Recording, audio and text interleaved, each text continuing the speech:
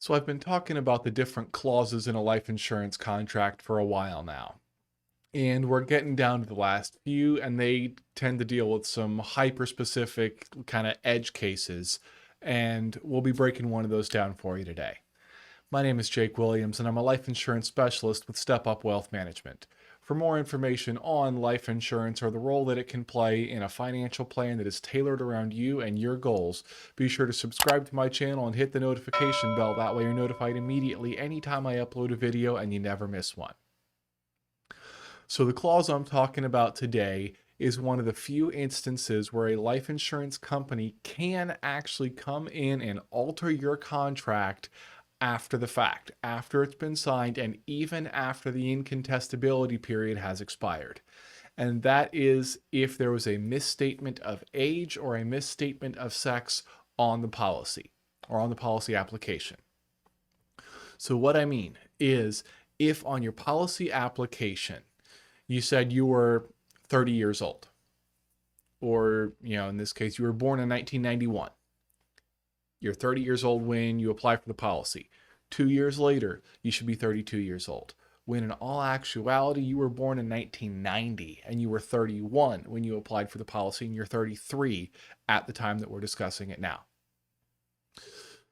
That is a misstatement of age, and that is one of the facts that can severely alter how a life insurance company handles your application. It would alter the premiums you would need to pay for the amount of coverage that you would get. Another one is a misstatement of sex. So if on the application you said you were male, but you were actually female biologically.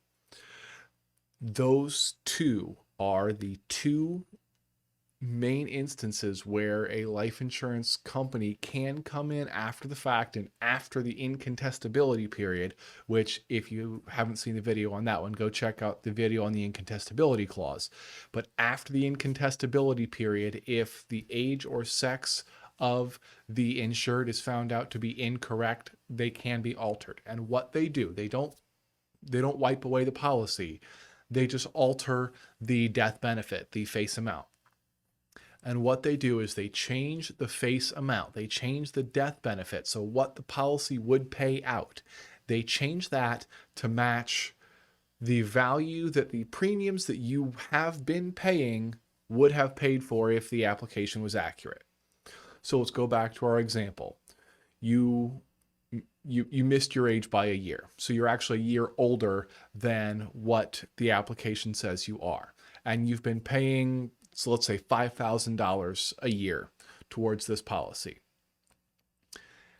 They'll keep you paying $5,000, but they'll alter what your beneficiaries would receive to match what their tables say your age would get for that $5,000 that you've been paying. So your payments to them stay the same.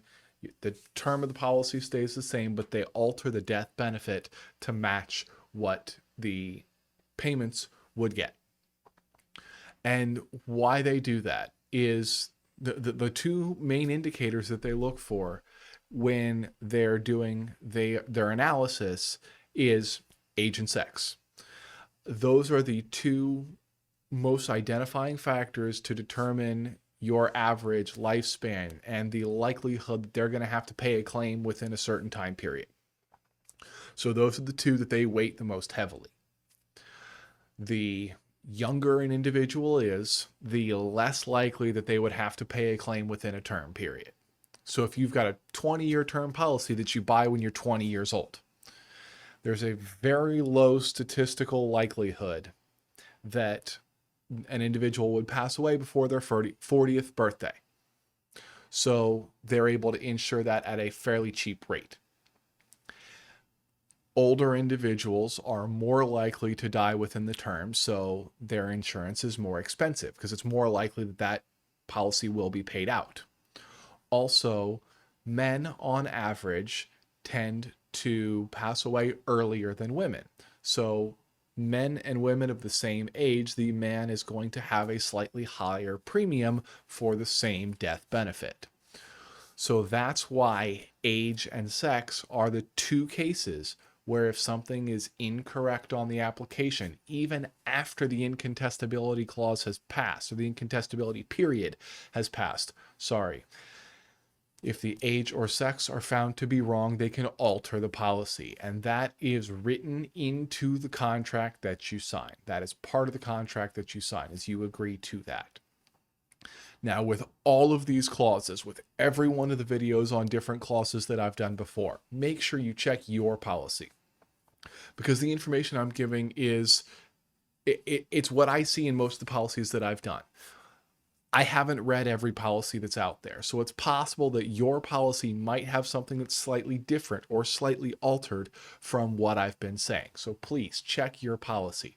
If you're not sure of what it's saying, if you need some help figuring it out, talk to a professional. All right. So if figuring out what you would be paying for your coverage for your life insurance is something that you want to take care of, there's a link in the description below where you can apply to become my client. Go check it out. We do some fact finding. We figure out what we can do where I can help you figure out what you need to fit into your life, your goals, your circumstances.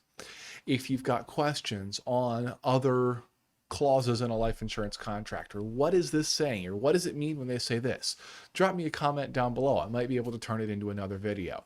And if you like this video, if the information was helpful for you, give me a thumbs up. It lets me know that I'm doing a good job. It lets YouTube know that I'm doing a good job, and it just keeps everybody happy. But in the meantime, please take care of your now, your future, and beyond. Thanks for watching.